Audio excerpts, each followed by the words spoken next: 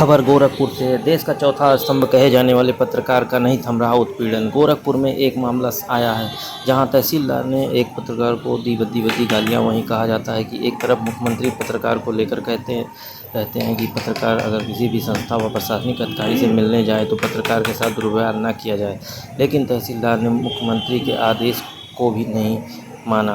उसने पत्रकार को गाली दी और इससे पत्रकारों में भारी आक्रोश देखने को मिला। अब देखना यह है कि गोरखपुर में जो कि मुख्यमंत्री का गृह जनपद है, वह तहसीलदार के ऊपर क्या कार्रवाई करते हैं। वहीं तहसीलदार द्वारा पत्रकार को गाली दिए जाने से पूरा पत्रकार समुदाय आग बबूला है। देखें पूरी खबर।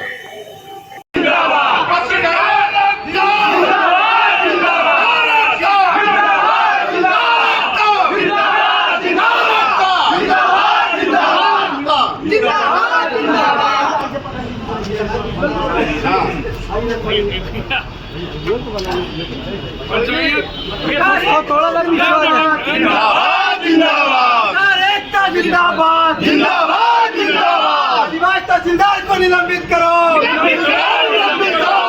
तहसीलदार को निलंबित करो। आवाज दो, आवाज दो।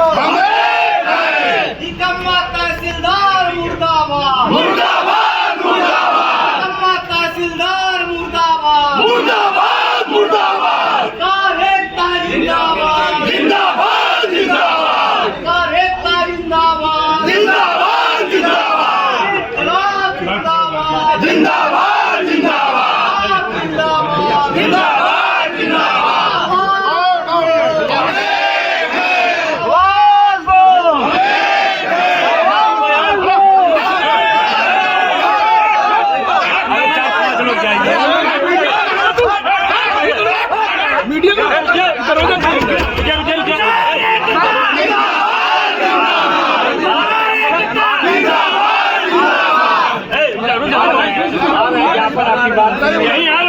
रही है तो यहाँ आम जनमानस कहाँ वो एक तरह से सुखी से रह पाएगा। आज जो है जिलाधिकारी महोदय के वहाँ ज्ञापन दिया गया है, जो गालीबाज तहसीलदार को जिस प्रकार प्रतिचारक जो है कार्रवाई की गई है, इससे पत्रकार जगत काफ़ी आहत है। सभी पत्रकार, मैं ही नहीं सभी पत्रकार अपील करते हैं, निवेदन करते हैं उन वरिष्ठ जिम्मेदारों से कि उनके खिलाफ FIR दर्ज कर निलंबन करते हुए कार्रवाई करने का कष्ट करें। और मैं सभी पत्रकार बंधुओं से अपील करता हूँ कि इस लड़ाई में सब लोग साथ हों, ताकि अपने हक की लड़ाई हम लोग लड़ी जा सके। क्योंकि आज हम लोग मजबूत होंगे तो आने वाली पीढ़ियां भी कहेंगी कि हाँ, कुछ पत्रकार थे जो कुछ बना के गए थे। जैसे जिस प्रकार अधिवक्ता बंधु हैं जो किसी मामले में एकजुटता दिखाते हैं, आज जूनियर भी अधिवक्ता अगर आता है तो उसका भी सम्मान किया जाता है। उसी प्रकार हम लोग जो है एकजुट हो, मेरा यही निवेदन है। ये जो इतने दिन से प्रतीक्षा आपसे कराया जा रहा है, तो क्या कारण है, किस अड़चन क्या वजह से अभी तक प्रतीक्षा सूची में ही डाल करके और मामले को लटकाया जा रहा है? अब तो ये अंतर के अधिकारी ही बता पाएंगे इसमें क्या है क्या नहीं है, क्या कौन किसे बचा रहा है, ये तो मैं नहीं बता पाऊंगा। लेकिन अंतर के जो लोग हैं बखूबी समझ रहे होंगे कि किसको क्या करना है। अगर अभी तक जो है जिस प्रकार आप ऑडियो में देख रहे हैं, जो वायरल ऑडियो है, जिस प्रकार मैं महोदय का जिक्र करता हूँ, जो जैसे एक जो पत्रकार का जो रूल होता है, जिस प्रकार की कुछ एक शैली होती है, उस शैली से मैं हमेशा जो है उस पर आ रहता हूँ, लेकिन वो अंधाधुंध तरीके से गालियाँ बरसाते रहते हैं।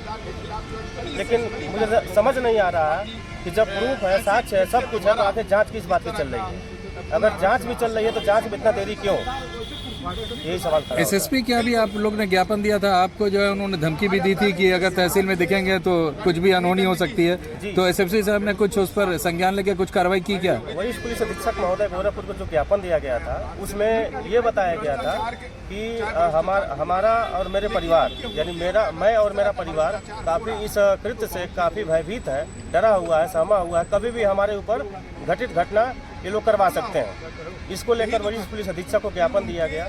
लेकिन उन्होंने पुलिस अधीक्षक ने कहा भी है कि आप एक पेन ड्राइव में उस मामले को जो है दे दीजिए, ताकि मैं उस चीज़ों को अच्छे तरीके से चेक करवाऊंगा, जांच करवा के जो कार्रवाई करना हो करूँगा। लेकिन ऊपर के जो अफसर हैं उनसे एक बार मिलिए। पूछा जिस तरह पत्रकार को चौथा स्तंभ माना जाता है, उसको एक तहसीलदार द्वारा गाली से नवाजा गया, क्या कहिएगा?